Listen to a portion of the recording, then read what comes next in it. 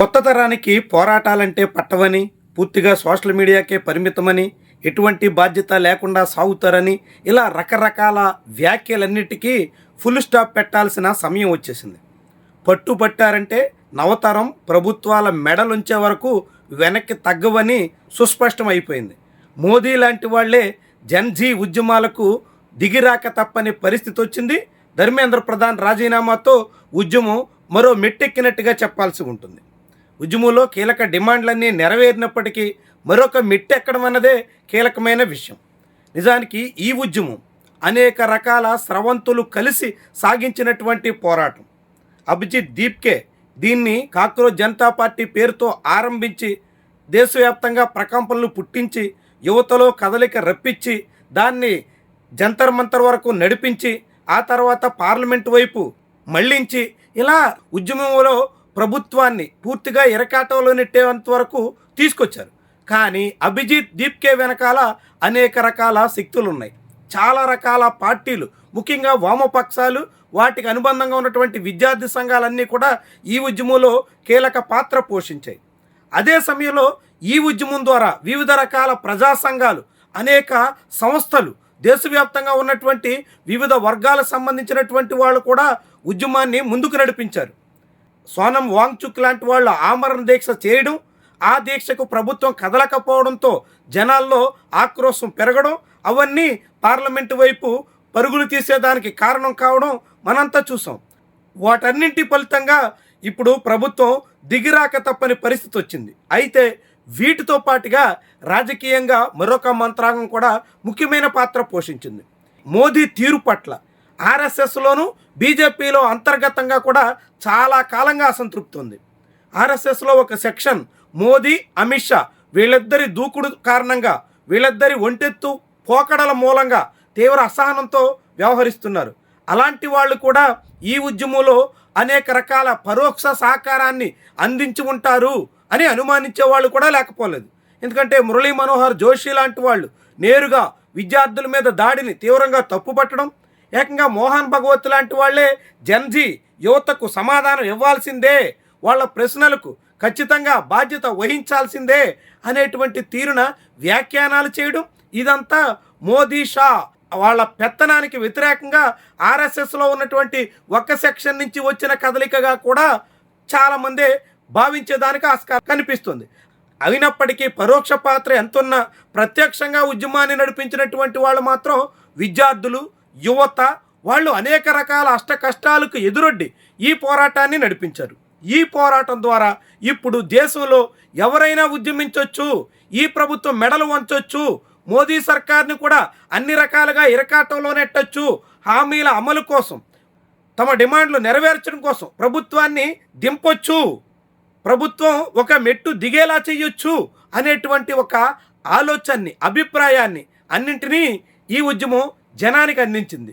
దేశంలో ఎంతమంది ఎన్ని రకాలుగా పోరాడినా మోదీ ఏమాత్రం దిగిరారు, మోదీ ఎక్కడ ఏ ఉద్యమాన్ని ఖాతరు చేయరు అనేటువంటి అభిప్రాయాన్ని పూర్తిగా తుడిచేసి యువత కదిలితే, వినూత్న పోరాట పందాలో ప్రభుత్వాన్ని ఉక్కిరిబిక్కిరి చేస్తే అన్ని రకాలుగాను ఒత్తిళ్లకు గురయ్యి దిగిరాక తప్పని పరిస్థితి వస్తుంది అనే విషయం సుస్పష్టంగా తేట తెల్లమైంది.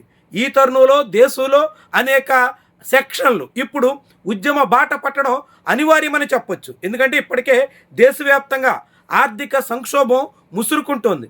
మరొక వైపు కరువు పెద్ద స్థాయిలో తాండవిస్తుంది.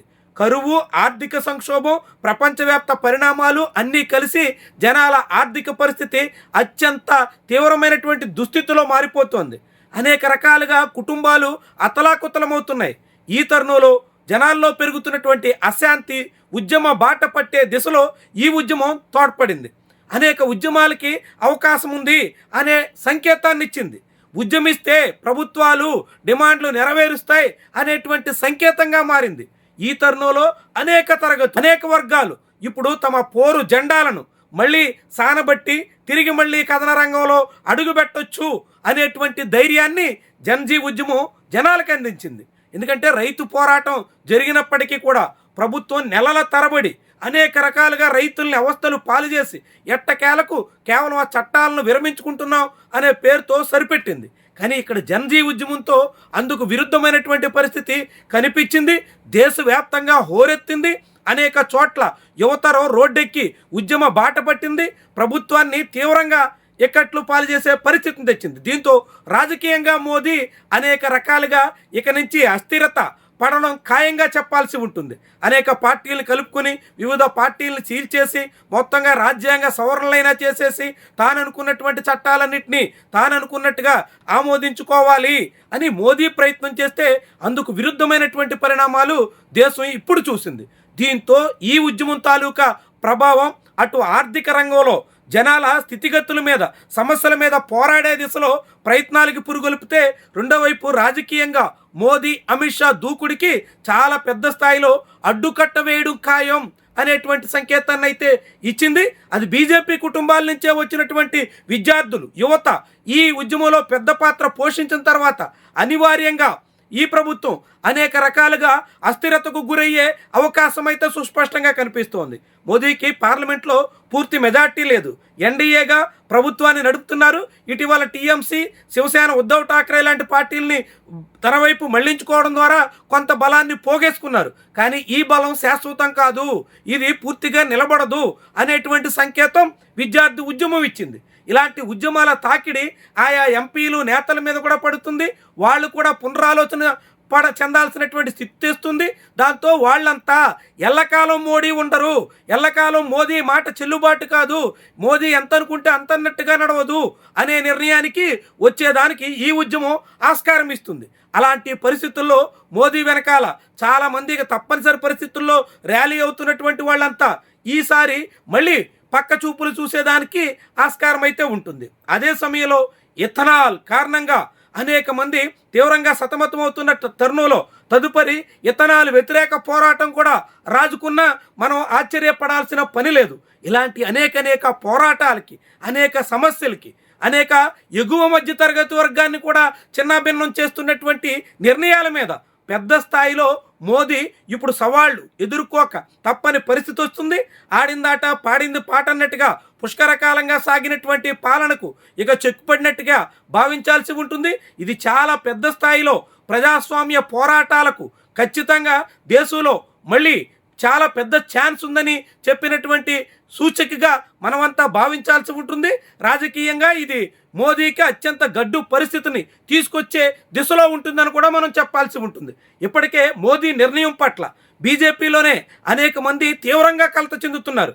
చాలామంది మోదీ భక్తులు, మోదీని అణువణువున ఆరాధించేటువంటి వాళ్ళు కూడా సోషల్ మీడియాలో అప్పుడే తమ ఆక్రోశాన్ని వెళ్ళగక్కుతున్నారు. ఇలా ఒక ఉద్యమం ముందు తల వంచేస్తారా? జంతర్ మంతర్లో కొంతమంది గుమికూడి ఆందోళన చేస్తే వాళ్ళ డిమాండ్లన్నీ నెరవేర్చేస్తారా? మీ మోదీ నాయకత్వం పనిచేయదు అనేటువంటి తీరున అప్పుడే స్వరాలు వినిపిస్తున్నారు. అంటే ఇంటా బయట మోదీకి ఇప్పుడు అతి పెను సవాళ్లు ఎదురు కాబోతున్నాయన్నది సుస్పష్టం.